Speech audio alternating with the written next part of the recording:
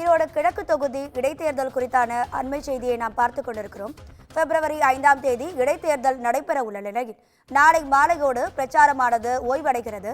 இதனால் வேட்பாளர்கள் 46 வேட்பாளர்கள் தேர்தலை எதிர்கொள்ள உள்ள நிலையில் அவர்கள் தீவிர பிரச்சாரத்தில் ஈடுபட்டு வரக்கூடிய காட்சிகளை நாம் பார்த்துக் கொண்டிருக்கிறோம். இது குறித்தான கூடுதல் தகவல்களை தருவதற்காக நமது செய்தியாளர் கிருஷ்ணமூர்த்தி இணைப்பில் இருக்கிறார். கிருஷ்ணமூர்த்தி வணக்கம். நாளையோட பிரச்சாரம் முடிவடைகிற நிலையில தற்போது தேர்தல் பிரச்சாரம் எப்படி நடந்துகிட்டு இருக்கு? உங்க விரிவான தகவல்களை சொல்லுங்க. நிச்சயமாக ஈரோடு கிழக்கு தொகுதி இடைத்தேர்தலில் திமுக வேட்பாளர் வி.சி. சந்திரகுமார், நாம் தமிழர் வேட்பாளர் சீதாலட்சுமி மற்றும் சுயேட்சை வேட்பாளர்கள் என 46 வேட்பாளர்கள் களத்தில் உள்ளனர். இந்த இடைத்தேர்தலில் அதிமுக, தேமுதிக, பாஜக உள்ளிட்ட பிரதான கட்சிகள் புறக்கணித்ததால் திமுக மற்றும் நாம் தமிழர் கட்சியினர் மட்டுமே பிரச்சார களத்தில் பார்க்க முடிகிறது. இதே போல ஒரு சில சுயேட்சைகளும் அவ்வப்போது தேர்தல் பிரச்சாரத்தில் வலம் வருகின்றனர்.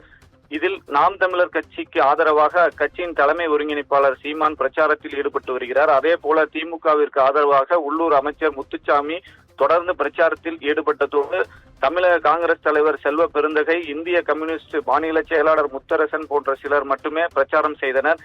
இந்த இடைத்தேர்தலை போல தமிழக முதல்வர், அமைச்சர்கள், எம்பிகள், எம்எல்ஏக்கள் என யாரும் வராததால் இந்த இடைத்தேர்தல் கலையிழந்து காணப்படுகிறது. இந்த நிலையில் இன்றைய தினம் திமுக வேட்பாளர் சந்திரகுமார் சம்பத் நகரில் உள்ள உழவர் சந்தையில் உதயசூரியன் சின்னத்திற்கு ஆதரவாக வாக்குகளை சேகரித்து வருகிறார். அதே போல நாம் தமிழர் கட்சி வேட்பாளர் சீதாலட்சுமி வ.உ.சி. பூங்காவில் உள்ள நடைபயிற்சி மைதானத்தில் மைக் சின்னத்திற்கு ஆதரவாக வாக்கு சேகரித்து வருகிறார்.